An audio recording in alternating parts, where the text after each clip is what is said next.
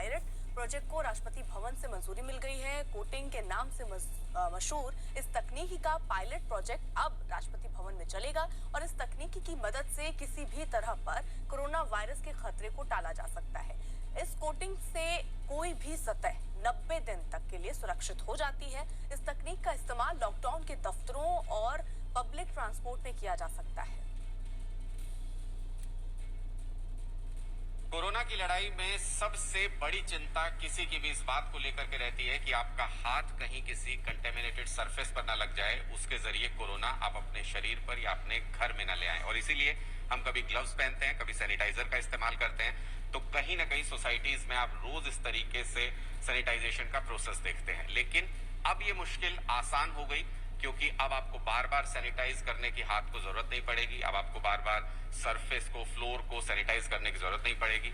ये एक नई तकनीक है जिसके जरिए एक कोटिंग कर दी जाती है उस पूरे सरफेस पर जहां आपको लगता है कंटेमिनेशन हो सकता है, जैसे लिफ्ट है, रिसेप्शन एरिया है या आपके घर के डोर नॉब्स हैं। इस तरीके की जगहों पर ये कोटिंग होती है, जिसके बाद 90 दिन तक आप निश्चिंत हो सकते हैं कि इस जगह पर कंटेमिनेशन नहीं होगी। यानी आप अपने हाथ में ग्लव्स पहनने की बजाय, सैनिटाइजर बार बार इस्तेमाल करने की बजाय, उस जगह को जहां से आपको कंटेमिनेशन का शक है उसको ही 90 दिन के लिए सुरक्षित कर देते हैं। और नोएडा की एक सोसाइटी में इस वक्त यही सैनिटाइजेशन प्रोसेस चल रहा है।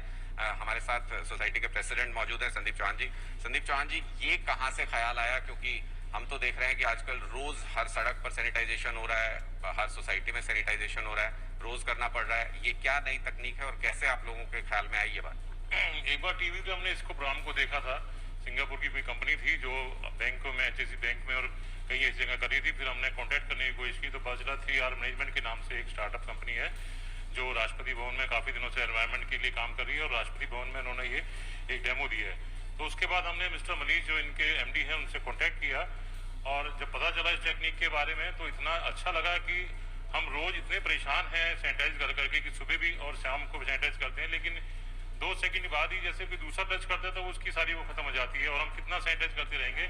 लेकिन जैसे ही इस टेक्निक के बारे में पता चला कि 90 दिन तक एक स्पेशल कोटिंग होती है, उसके बाद हमने इनसे कॉन्टेक्ट किया, इनसे हमने पूरा समझा। लेकिन अब आपको लगता है कि ये लड़ाई थोड़ी सी आसान हो जाएगी आप लोगों की? क्योंकि रोज सैनिटाइज करना, सबसे बड़ी दिक्कत तो यही हो रही होगी कि लिफ्ट को साफ कैसे रखें, कहीं एक से दूसरे को ना फैल जाए।